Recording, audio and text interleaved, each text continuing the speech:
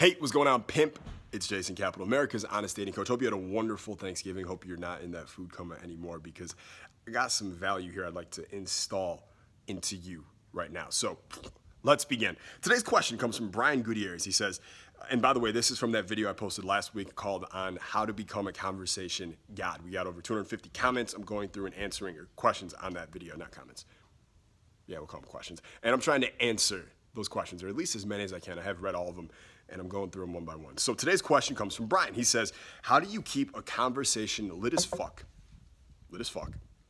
and avoid those nasty, awkward silences or that awkward moment when they start getting on their phones? Ooh, the dreaded phone. All right, bro. So here's the first thing I want to say to you. By the way, thank you for writing in your question and just being you in general. So understand this. Awkward silences, a lot of people don't really know what they are. They don't know why they happen, or sometimes it's almost like you know when they're going to happen. Like you're in this conversation, you can see it's kind of nearing the end of its runway, and you can tell there's an awkward silence waiting for you, but you don't know why. Like, why does that happen? Why does it continue to happen for you? Why does it specifically happen with the girls you really want, and why do you have no problem saying whatever the fuck you want in those conversations with girls that you don't really want, or people that you don't really care what they think? It's only the ones who you really want to impress, or you want to get, or you want to win over, or you want to attract. Those are the ones that fuck with you and give you these awkward silences. Well, here's something I want you to realize about awkward silences right now. They are not awkward silences. That is a bad way of looking at it. Let's take it, let's rearrange it. Let's like a Rubik's Cube, but flip it around. Actually, let's get fucking rid of the Rubik's Cube. Let's just put a whole new frame on it. Here's what I want you to understand. Awkward silences are truly amazing opportunities for you to grow and connect. All right, to grow and connect. I want you to cherish them. I want you to look forward to awkward silences because you're about to connect with someone. I want you to look forward to awkward silences because you're about to grow. Look at you. What do you want to do with your life? Like whatever it is you want to do. I don't know if you want to be a millionaire programmer or start some app company that makes a bunch of money, or you just want to surf in Hawaii all day long. I don't know, but here's what I do know. You want to fucking grow. You don't want to be the same motherfucker you are today 1 year from now. I certainly do not myself. That's why I Kaizen. That's why I work so hard every single day. I want to grow. I want to keep getting better. I want to keep improving.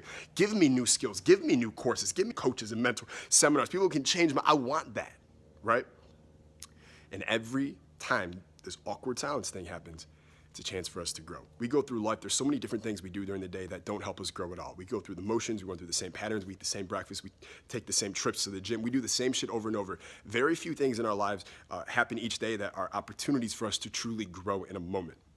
Awkward silences are one of those times. Now, I've been very lucky, right? Because a lot of the mentors and coaches that I've had in my life, for some reason or another, they all did this. They would, in the middle of a conversation, I would be talking to one of them, and there would be a pause, and it would just be like this, us looking at each other, just like me and you are looking at each other right now, and it would just go on.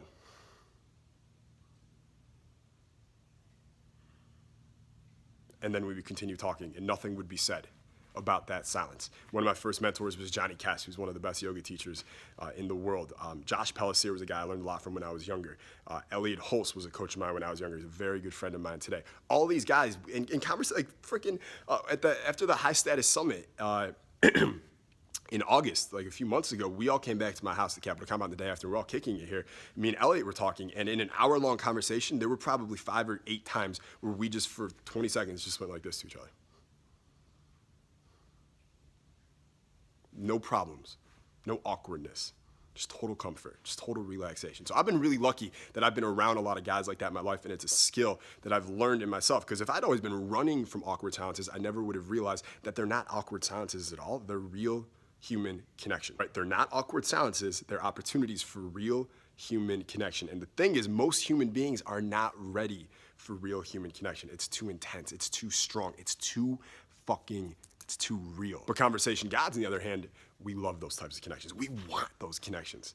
Because when we connect with people, we know we can impact, we can influence, we can persuade, we can lead, we can fucking dominate, all right? I want to fucking dominate. I don't know about you, but hey, I want to fucking dominate. All right, so here's how I want you to look at these awkward silences from now on. All right, it means one of two things. Either one, it means imagine you're in this conversation with some girl, right, and it's talking for a second, and it's vibing, it's okay, it's not fantastic, it's good though, and then that awkward silence hits. Maybe she does pull out her phone, or right before she pulls out her phone, there's that moment where both of you are like, okay, what are we gonna say now? Or is someone gonna say something, or is it just gonna sit there?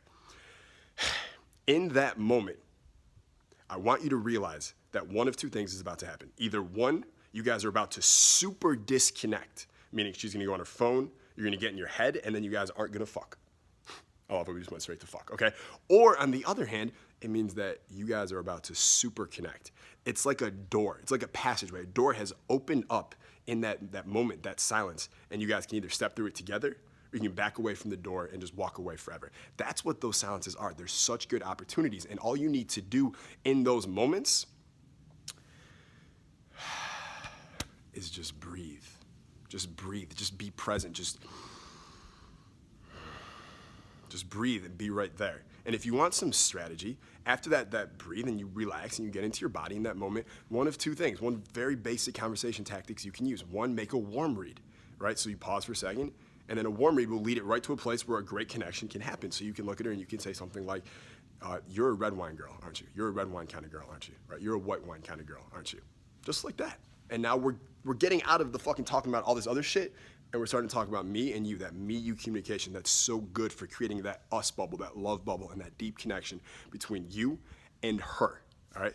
The other thing that you can do instead of a warm read is you can just ask a nice leading question there, right? Same thing. So instead of saying you're a red wine girl, aren't you? You can say to her, what's something about you that no one knows? Or what's a secret about you that almost no one knows, right? That's a really good question to ask. Or you can say, what did you do before you came here today, right? You might think that's not some crazy nuclear powered question, and it's not, but it gets her sharing an experience that happened to her earlier that day. And then if you share what happened to you earlier in that day as well, and then you both share why you came to the place where you're both at, and then you both share what you plan on doing after or tomorrow, it's almost like you've traveled the whole day together and into the future, and it creates this nice little circle, this nice little deep connection cycle between you and her. Is this making sense? All right, this is good shit, am I right? So please, don't be like one of those people that watches a bunch of fucking YouTube videos, just keeps like looking for the next shiny object, right? People on YouTube, they understand most of them are always searching for the 89th key.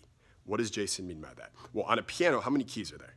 There's 88, right? And everyone thinks, if I could just find that 89th key, then I would get it. Then I would have it. Then I would have it figured out. Well, listen, there is no 89th key, all right? That is a myth that was programmed into you by society and culture, always saying if you get the next thing, then you'll have what you want. Well, you get the next thing, then you'll have what you want. You get the degree, then you'll have what you want. Oh, wait, you got to get your master's, then you'll have what you want. Oh, wait, you got to go to get your fucking PhD, then you'll have what you want. There's always an 89th key that they're dangling in front of you like a fucking carrot. Like, follow it, bitch, follow it. Fuck that, okay? All the answers that you need and are searching for are here. You have them. What I need you to do is to take action on them so you can get feedback from the environment and feedback from people and start optimizing your authentic game, your authentic flow, your authentic, dominant, high status self.